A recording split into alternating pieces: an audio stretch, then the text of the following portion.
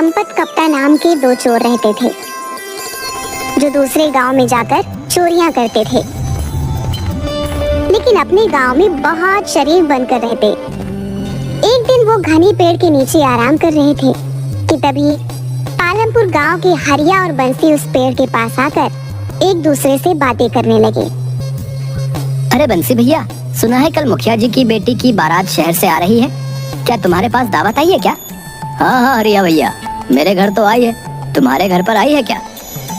अरे कल खुद मुखिया जी मेरे घर पर आए थे और मुझे पूरे परिवार सहित दावत कहकर गए हैं। सुना है मुखिया जी अपनी बेटी की शादी बहुत धूमधाम से कर रहे हैं, कल 21 तरह के पकवान बनेंगे खाने में।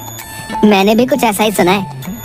हरिया भैया, मेरे तो मुंह में अभी से सोच सोच कर पानी आ रहा है। अरे मैं तो आज शाम से खाना ही नहीं खाऊंगा, ज्यादा भूख लगेगी तो पूरे 21 पकवान ही पेट भर कर खा लूंगा। हाँ। अरे बंसी भैया, भावनाओं में बहकर कहीं ज्यादा मत खा लेना, वरना पेट खराब हो जाएगा। क्या फायदा पूरे 21 पकवान के स्वाद के चक्कर में तुम्हें 21 दिन भूखा रहना पड़े। बात तो तुम बिल्कुल सही कह रहे हो हरिया भैया। वैसे कुछ भी कहो, आसपास किसी भी गांव में आज तक ऐसी शादी का इंतजाम नहीं किया गया जैसा कल मुखिया जी अपनी बेटी की शादी का कर रहे हैं। अरे भाई, लड़का कलेक्टर है, मुखिया जी ने इस शादी के लिए अपनी पूरी 10 बीघा जमीन बेची है और वो सारा पैसा शादी में ही खर्च कर देंगे। चलो हरिया भैया, अभी से तैयारियों में जुट जाते हैं। बंसी भैया, मुखिया जी के साफ साफ आदेश है कि समारोह में अच्छे और ढंग के कपड़े पहनकर आने, नहीं तो उनकी नाक कट जाएगी। इसीलिए कल हम दोनों को अच्छे कपड़े पहनने हैं। सही कहा तुमने, मैंने तो पहले से ही शहर से अपने लिए एक कोट पैंट सिलवा लिया था। चलो अब चलते हैं। इतना कहकर वह दोनों वहां से चले गए। उनकी बात सुनकर संपत और कप्ता, जो कि पेड़ के पीछे उन दोनों की बातें चुपके चुपके से सुन रहे थे, उनकी आंखों में चमक आ गई। सुना कप्ता, पालमपुर गांव के मुखिया की बेटी की शादी कलेक्टर से हो रही है। इस गांव का नाम सुना सुना सा लगता है। अरे बेवकूफ, ये वही गांव है जहां पर कुछ महीनों पहले हमने जमींदार की बेटी के दहेज के आभूषण चुराए थे, जो शहर में बहुत महंगे बिके थे। याद आ गया, और तुमने उन पैसों में बेईमानी कर ली थी और मुझे मेरे हिस्से से कम पैसे दिए थे। याद आ गया। अबे मेहनत भी तो मैंने सबसे ज्यादा की थी, तूने क्या किया था? हैं? सिर्फ बारात में खड़े होकर अंग्रेजी में लोगों से बस हाय हेलो कर रहा था तू तो। तुम तो कुछ कर ही नहीं रहे थे, हैं? गांव की लड़कियों से नैन मटक्का कौन कर रहा था भाई? अगर मैं चेतावनी नहीं देता तो तुम उसी वक्त रंगे हाथों पकड़े जाते, और साथ में मैं भी। हाँ। अबे वो सब छोड़, कल उसी गांव की मुखिया की शादी है। सही कहा तूने संपत, इसका मतलब मुखिया ने खूब दान दहेज का प्रबंध भी किया होगा। अरे जब 21 तरह के पकवान खाने में बनवा रहा है तो बेटी के लिए सोने के आभूषण कितने महंगे महंगे बनवाए होंगे, हैं? हमें किसी भी कीमत पर उन आभूषणों को चुराना होगा, समझा? लेकिन कैसे, अगर हम दोनों पहचान में आ गए तो? तूने सुना नहीं, वो दोनों बेवकूफ क्या बोल रहे थे कि शादी में अच्छे से अच्छे कपड़े पहनकर आना है। अबे हम दोनों के पास अच्छे कपड़ों की कोई कमी है क्या बे? बढ़िया सा ब्रांडेड कोट पहनकर चलेंगे, कोई शक नहीं कर पाएगा, समझा क्या? और मौका देखकर मुखिया की बेटी के आभूषण वहाँ से लेकर चंपत हो जाएंगे। चलो गांव चलकर अभी से तैयारियां करना शुरू कर देते हैं। लेकिन हमें बहुत होशियारी से काम लेना होगा संपत भैया, क्योंकि हम दोनों कुछ महीने पहले ही उस गांव में चोरी करके आए हैं। अबे कुछ नहीं होगा, सबसे पहले तो अभी हम दोनों अपने गाँव चलते हैं। पूरे 1 महीने से हम दोनों गाँव में नहीं गए। सारे गांव वाले समझते हैं कि हम दोनों शहर में कोई बहुत बड़ा बिजनेस करते हैं। कपड़े तो पहन लें। ये बात तो मैं भूल ही गया। चिंता मत कर कप्ता, हम दोनों ने अब तक न जाने कितने गांव और शहर में चोरियां की हैं। आज तक हम दोनों पकड़ में नहीं आए। अरे पकड़ना तो बहुत दूर की बात है, आज तक हम दोनों की थाने में तस्वीर भी नहीं लगी। इतना बोलकर संपत जोर जोर से हंसने लगा। उन दोनों ने अपने बैग में से शहर के कपड़े निकालकर पहन लिए और अपनी मोटरसाइकिल स्टार्ट करके अपने गांव पहुंच गए। वह दोनों अपने गांव पहुंचे ही थे कि तभी गांव के 2 व्यक्ति घसीटा और बल्ली ने उन दोनों को घेर लिया। कैसे हो संपत भैया? मैं तो ठीक हूँ घसीटा, तू बता, अब तो तेरी पत्नी तुझे घसीट घसीट कर नहीं मारती ना? तुम भी कमाल करते हो संपत भैया, तुम्हारी मजाक करने की आदत अब तक नहीं गई। क्या करें घसीटा, तुझे देखकर ही मजाक करने का मन होने लगता है। तेरी शकल ही कुछ ऐसी है यार।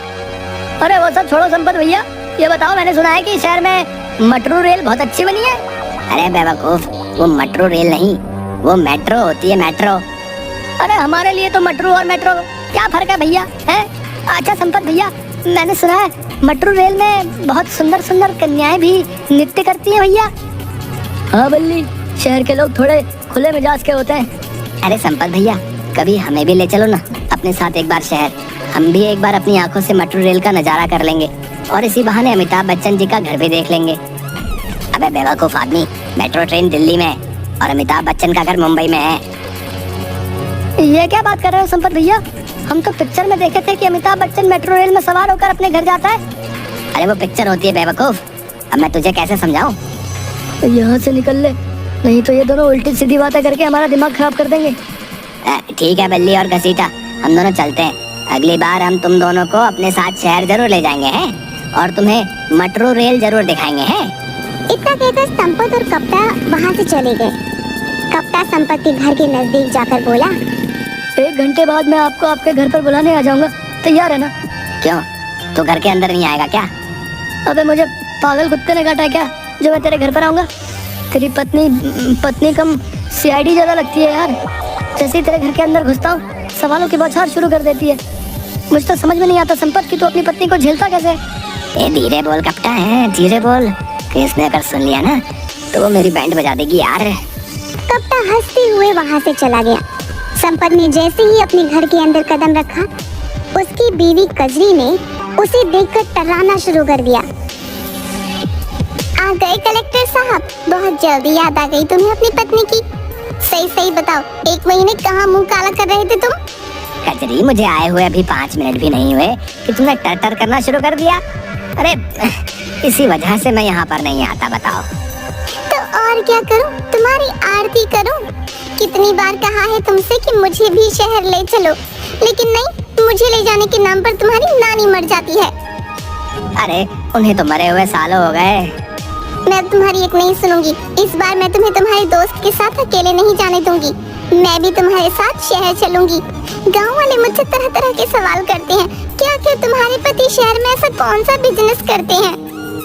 कितनी बार कहा है तुमसे कि शहर में हमारा कपड़ों का व्यापार है, अच्छा खासा मकान है।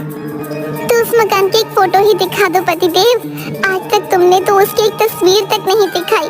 मुझे तो लगता है तुम जरूर कुछ उल्टा सीधा काम करते हो शहर जाकर। बकवास बंद कर कजरी, कुछ देर बाद मैं यहाँ से चला जाऊंगा। अच्छा ये बताओ, शहर से मैंने जो तुमसे चांदी के छल्ले मंगवाए थे वो लाए क्या? जब देखो चांदी के छल्ले, चांदी के छल्ले। अरे पिछली बार ही तो तुझे ला कर दिए थे, वो कहाँ गए? वो सब मुझे नहीं मालूम, वो मुझसे खो गए। अब मुझे दूसरे चाहिए। मुझे क्या पागल समझ रखा है कजरी? हैं? सीधे सीधे ये क्यों नहीं कहती कि जो मैं शहर से तेरे लिए चांदी के छल्ले लाता हूँ तू वो अपने घर वालों को दे आती है? खबरदार जो अपनी जबान से मेरे घर वालों का नाम लिया। नहीं तो क्या कर लेगी तू? अभी और इसी वक्त अपने भाइयों को बुलवाकर तुम्हारा मुंह लाल करवा दूंगी। मत भूलो 6 भाई हैं। पिछली बार की मार याद है ना, कैसे उन्होंने तुम्हें मार मार कर तुम्हारा मुंह सुजा दिया था? मेरा दोस्त कप्ता बिल्कुल सही कहता है। पता नहीं मैं तेरे जैसी औरत को कैसे झेल रहा हूँ भाई।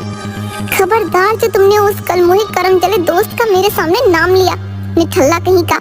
उसकी तो आंखों में ही छिछोरापन झलकता है, छिछोरा कहीं का। बस कर कजरी, अब मेरा और ज्यादा दिमाग खराब मत कर। पति थका हारा आया है, पानी को तो तूने पूछा नहीं, उल्टा भाइयों से पिटवाने की धमकी देने लगी। जा जाकर मेरे लिए 1 गिलास पानी लेकर आ। संपत की बात सुनकर कजरी पैर पटकती हुई वहाँ से चली गई। थोड़ी ही देर बाद कप्ता संपत को बुलाने आ गया और दोनों पालमपुर गांव चले गए। अगले ही दिन बड़ी चालाकी से संपत और कप्ता शहर से आई बारात में शामिल हो गए। संपत आहिस्ता से कप्ता से बोला, बहुत होशियारी से काम लेना कप्ता, और हाँ, ओवर एक्टिंग करने की बिल्कुल भी जरूरत नहीं है। याद है ना पिछली बार तेरी ओवर एक्टिंग की वजह से हम दोनों फंसते फंसते बचे थे। चिंता मत करो संपत भैया, इस बार ओवर एक्टिंग बिल्कुल नहीं करूंगा। इस बार ऐसी एक्टिंग करूंगा कि यहाँ से चोरी करने के बाद हम दोनों सीधे मुंबई जाएंगे। और मुंबई में जाकर क्या करेंगे? अरे फिर फिल्मों में काम करेंगे और क्या। ये बकवास बंद कर कप्ता और काम पर ध्यान दे। मैं जरा इधर उधर देख कर आता हूँ कि मुखिया ने गहने कहाँ पर रखे होंगे। चल काम पर लग। इतना कहकर संपत वहाँ से चला गया और कप्ता बारातियों में शामिल होकर बाराती होने की एक्टिंग करने लगा। तभी वहाँ पर मुखिया बारातियों का हाथ जोड़कर स्वागत करने लगे। मगर जैसे ही मुखिया की नजर कप्ता पर पड़ी, मुखिया कुछ सोचता हुआ बोला, आप तो इस गांव के नहीं लगते। अरे मैं भला इस गांव का कहाँ से लगूंगा, मैं तो बाराती हूँ। अब माफ कीजिएगा, एक पल के लिए मुझे ऐसा लगा जैसे मैंने आपको कहीं देखा है। जरूर देखा होगा, मेरी तस्वीरें अखबारों में छपती रहती हैं। वैसे क्या व्यापार करते हैं आप? मेरा कपड़ों का बहुत बड़ा व्यापार है और देश विदेश तक फैला हुआ है। प्रेस वाले, मीडिया वाले मेरी फैक्ट्री के बनाए हुए कपड़ों की तस्वीरें लेने आते रहते हैं और जबरदस्ती मेरे भी पीछे पड़ जाते हैं। मजबूरन मुझे भी एक आध फोटो खिंचानी पड़ती है और वो फोटो अखबार में छाप देते हैं। ऐसे ही कोई तस्वीर आपने अखबार में देख ली होगी। कप्ता की बात सुनकर मुखिया सोच में पड़ गया। तभी वहाँ संपत आ गया। संपत को देखते हुए मुखिया बोला, क्या आप बाराती हैं? जी मैं भी बाराती में से हूँ। क्या आपको कोई शक है? जी मैं तो बस ऐसे ही पूछ रहा था। क्या आपके गांव में बारातियों से ये सब पूछने का रिवाज है? मैं देख रहा था कि आप मेरे दोस्त से भी कुछ पूछ रहे थे। अरे आप तो बुरा मान गए। आपका दोस्त मुझे बता रहा था कि इनकी तस्वीर अखबारों में छपती रहती है। मुखिया की बात सुनकर संपत कप्ता को घूरने लगा। हाँ, हम दोनों का बहुत बड़ा पार्टनरशिप में कपड़ों का काम है। इतना कहकर संपत कप्ता का हाथ पकड़कर आगे बढ़ गया। क्या जरूरत थी इतनी लंबी लंबी डींगे हाँकने की? संपत भाई, मुझे कुछ ठीक नहीं लग रहा। मुझे लगता है कि हम दोनों को वापस चलना चाहिए। मुखिया ने किसी से कोई सवाल नहीं पूछा, सिर्फ उसने मेरी तरफ आकर ही मुझसे सवाल किया। मुझे लग रहा है कि मुखिया हम दोनों को पहचान तो नहीं गया। अबे दोनों यहाँ पर बारातियों में शामिल होकर खाना खाने के लिए नहीं आए, चोरी करने के लिए आए। मैंने पता लगा लिया कि मुखिया ने गहने कहाँ पर रखे। इस वक्त वहाँ पर कोई भी नहीं है। चल मेरे साथ जल्दी से। संपत और कप्ता लोगों की नजरों से बचते हुए मुखिया के उस कमरे में पहुंच गए जहां पर सोने के आभूषण रखे हुए थे। जल्दी से अपनी जेब से अपनी चोरी वाली अपनी बढ़िया पॉलिथीन निकाल और गहने उसमें रख ले। संपत की बात सुनकर कप्ता सोच में पड़ गया। अरे क्या सोच रहा है तू? इससे अच्छा मौका फिर नहीं मिलेगा। ये गहने लाखों रुपए के हैं। मुझे कुछ ठीक नहीं लग रहा है संपत भाई। लाखों के आभूषण ऐसे ही रखे हुए हैं, दरवाजा भी खुला हुआ है, पूरा घर लोगों से खचाखच भरा हुआ है। कुछ तो गड़बड़ है। अबे बेवकूफ, गड़बड़ तेरे दिमाग में। ऐसे मौके बार बार नहीं मिला करते। जल्दी से पॉलीथीन निकाल। कप्तान ने अपनी जेब में से एक पॉलीथीन निकाल ली और देखते ही देखते मुखिया के सारे गहने उसमें भर लिए और नजर बचाकर सीधे मोटरसाइकिल पर बैठकर वह दोनों फरार हो गए। ये मोटरसाइकिल शहर की जगह अपने गांव की तरफ क्यों ले जा रहे हो? अबे रात का समय है, पहले हम लोग अपने गांव चलेंगे और सुबह ही शहर की तरफ निकल लेंगे। अभी अगर हम लोग शहर की तरफ जाएंगे तो हमें ढूंढने के लिए वो मुखिया पुलिस को जरूर शहर की ओर ही भेजेगा, समझा? कुछ ही देर में संपत अपने घर पहुंच गया। मैं आज तुम्हारे घर पर ही सोऊंगा। अबे तुझे तो अपनी भाभी से बड़ा डर लगता है। मैं सब जानता हूँ। जब तक मैं सुबह आऊंगा तब तक आधे गहने तुम पार कर लोगे। अब मैं भरोसा नहीं कर सकता। हाँ, इससे आधा आधा होगा। अबे जब चोरी कर रहे थे तब तो बड़ा दयावान बन रहा था, हैं? और जब चोरी करने में कामयाब हो गए तो अचानक तुझे तेरा हिस्सा याद आ गया है बे? तू कभी नहीं सुधरेगा। चल ठीक है, आजा चल। संपत की पत्नी कजरी जाग रही थी। संपत और कप्ता को देखते ही बोली, आ गए? तुम तो कह रहे थे कि तुम कुछ दिनों बाद आओगे और ये तुम्हारे हाथ में क्या है? ये कितनी बार कहा है कजरी, है कि ज्यादा सवाल मत किया कर। हम दोनों सुबह ही यहाँ से चले जाएंगे। संपत ने इतना कहा ही था कि तभी पूरे गांव में पुलिस के सायरन की आवाज गूंज उठी। पुलिस के सायरन की आवाज सुनकर संपत और कप्ता दोनों बुरी तरीके से घबरा गए। अरे पुलिस के सायरन की आवाज सुनकर तुम दोनों के चेहरे पर पसीना क्यों आ रहा है? तुम दोनों क्यों घबरा रहे हो? कजरी ने इतना बोला ही था कि तभी कुछ पुलिस वाले संपत के घर के अंदर घुस गए। उन पुलिस वालों के साथ लमपुर गांव का मुखिया भी था, जो संपत और कप्ता को गुस्से से देख रहा था। मुखिया ने इंस्पेक्टर की ओर देखकर कहा, गिरफ्तार कर लीजिए इन दोनों को। देखिए इनके हाथ में जो पॉलीथीन है उसी में गहने हैं। आपको ये बताने की जरूरत नहीं है मुखिया जी, हमें तो इन दोनों की लोकेशन आधे घंटे पहले ही मिल गई थी। इतना कहकर इंस्पेक्टर ने संपत के हाथ से पॉलीथीन छीन ली और हथकड़ियां लगा दी। ये सब क्या है? लगता है तुम्हें अपने पति के कारनामों के बारे में नहीं मालूम। मेरे पति बहुत बड़े व्यापारी हैं, शहर में कपड़ों का व्यापार करते हैं। ये कोई कपड़ों का व्यापार नहीं करता, बल्कि ये और इसका साथी दोनों मिलकर चोरी करते हैं। इतना कहकर मुखिया संपत और कप्ता की ओर देखकर बोला, तुम दोनों सोच रहे होगे कि आखिर मुझे कैसे पता लगा कि तुम दोनों यहाँ पर छुपे हो, हैं? चाहता तो मैं तुम्हें उसी वक्त पकड़वा सकता था जिस वक्त तुम मेरी बेटी के गहने चुरा रहे थे। अरे हम तो तुम्हारा कल से ही गांव में आने का इंतजार कर रहे थे, समझे बेटा? क्या मतलब? पिछली बार तुमने जो जमींदार के घर पर चोरी की थी ना, हम तब से ही तुम लोगों के ऊपर नजर रखे हुए थे। हमें यकीन था कि तुम मेरी बेटी की शादी में जरूर आओगे, इसीलिए हमने गांव में आसपास सभी जगह ये खबर फैला दी थी कि मैं अपनी बेटी की शादी बहुत धूमधाम से कर रहा हूँ। मुझे पता था कि तुम मेरी बेटी के गहने जरूर चुराने आओगे, इसलिए मैंने पहले से ही इंस्पेक्टर की मदद से गहनों में जीपीएस ट्रांसमीटर लगवा दिया था। तुमने जैसे ही गहने चुराए हमें पता लग गया, लेकिन हम सब देखना चाहते थे कि आखिर तुम दोनों हो कौन और रहते कहाँ हो। तो हमें माफ कर दीजिए, हम आइंदा कभी चोरी नहीं करेंगे। वो तो तुम वैसे ही नहीं करोगे, क्योंकि जेल में तुम कोई चोरी कर ही नहीं पाओगे। इंस्पेक्टर ने संपत और कप्ता को गिरफ्तार करके जेल में भेज दिया। अगले दिन संपत और कप्ता की सारी हकीकत सारे गांव में पता चल गई कि वे दोनों शहर में बिजनेस नहीं बल्कि चोरियां किया करते थे। प्यारे दोस्तों, वीडियो पसंद आई तो लाइक, कमेंट, शेयर करना ना भूलें और हमारे चैनल को सब्सक्राइब कर लें। बेल आइकन को प्रेस कर दें ताकि हमारी आने वाली नई कहानियाँ आप तक सबसे पहले पहुँचे।